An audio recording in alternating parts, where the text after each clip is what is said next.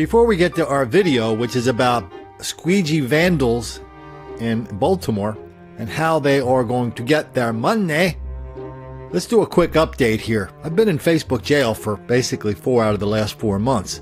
So if you see I'm not posting on Facebook, it's because I'm in Facebook jail. That means I can see everything on Facebook, but I can't reply to anything. I can't reply to your posts. If you tag me, I can't come in and say, hey, thanks for tagging me. If you send me a message, I can't reply to that. I can't do anything on Facebook. A few months ago, one of my buddies was coming through Wilmington, and he said, hey, Colin, I'm going to be at your train station. He didn't leave me his phone number. I went down to the train station, a buddy from Cleveland. I went down to the train station and kind of hung around for like 2 hours, hoping I could see him coming off the station because I couldn't talk to him on Facebook. So if you've been sending me messages for the last 3 months or tagging me and I'm not tagging back, I can't. Facebook won't let me. So keep doing that because I at least try to, if you mention my name or tag me, I at least try to acknowledge that. I mean, Facebook is what it is, and they're really cranking down on us. But if we can use it to get out our message, I'm willing to put up with this kind of inconvenience because what we're doing is just too important. We're exposing the greatest lie of our generation, the hoax of black victimization. And just because you're kicking us off Facebook, that doesn't mean we're not making videos. I post every day. I post over at minds.com/Colin Flaherty. I post on Twitter at Colin Flaherty. There's a lot of people taking my videos now and putting them up on YouTube. Easy to find over there. People put my videos out on BitChute. And so we're posting videos every day. If you can't find them on Facebook, that's because somebody kicked me off for some reason that we don't even know about. So go find them at minds.com. Come over to Twitter. Come over to YouTube. Find me over there. But here's the most important thing you can do if you want to stay in touch with how we document the greatest lie of our generation.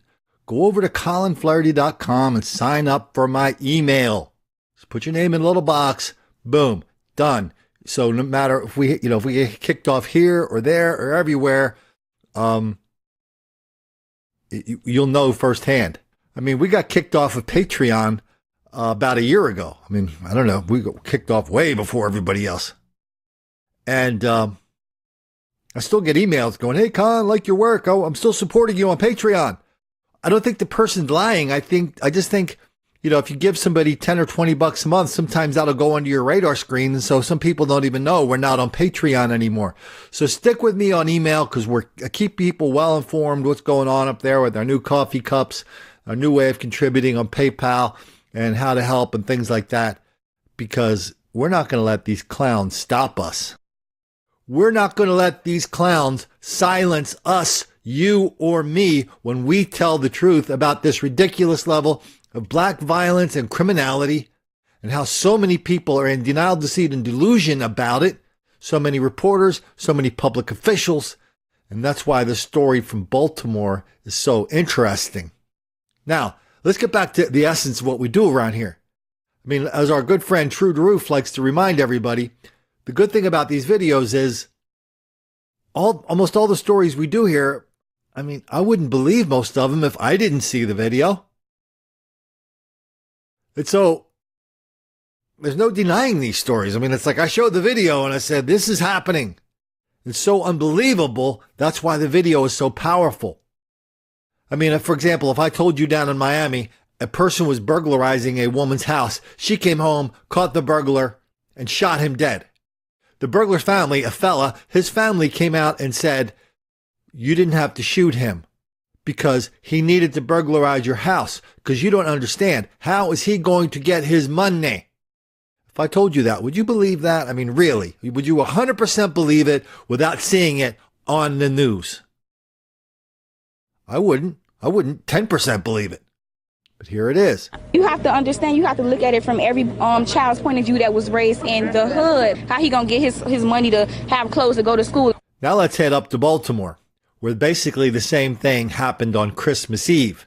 The headline says, police arrest 2 squeegee kids for allegedly throwing rocks at driver. Now, squeegee kids, remember Rudy Giuliani got rid of these in New York, and it turned out to be a really good thing for reducing crime.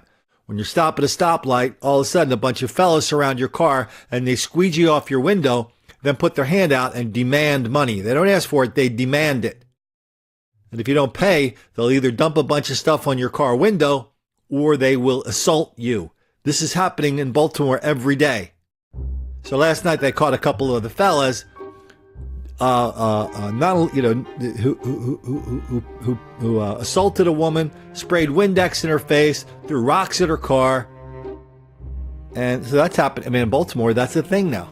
That's what people are doing that's what the squeegee kids are doing, and they've done stories down there.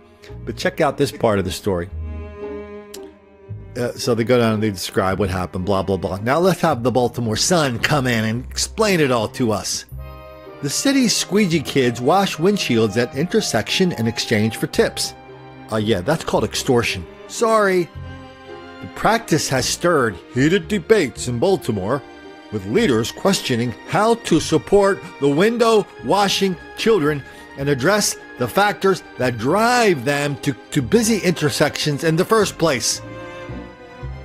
Wow. I'd like to say the Baltimore Sun is making that up, but it's true. The mayor wants to know, then the kids want to know, how are we going to get our money if we cannot stop, harass, vandalize, and assault drivers, mostly white people, lot of white people in Baltimore? How? How is that going to happen?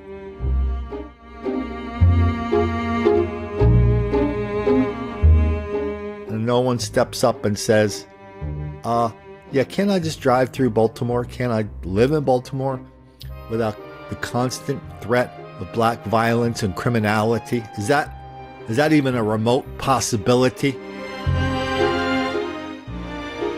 We talked about that in Don't Make the Black Kids Angry, where a woman wrote a story called Baltimore, You're Breaking My Heart.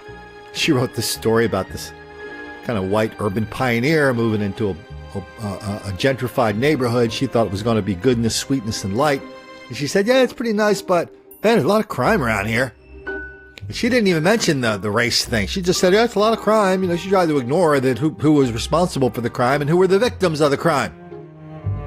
The next day, Baltimore erupted. All the black intellectuals of Baltimore, from the magazines to NPR, they started writing and tweeting and Facebooking and posting on their blogs, saying anybody who lives in Baltimore and has an expectation of safety in Baltimore, that's just one more example of white privilege, because, hey, black people aren't safe in Baltimore. Why should you be safe in Baltimore just because you are white? Please, sir, I want some more. That's how they roll down there. And anybody who challenges this idiocracy kind of thinking, well, they better be ready, because they're going to make the black kids angry.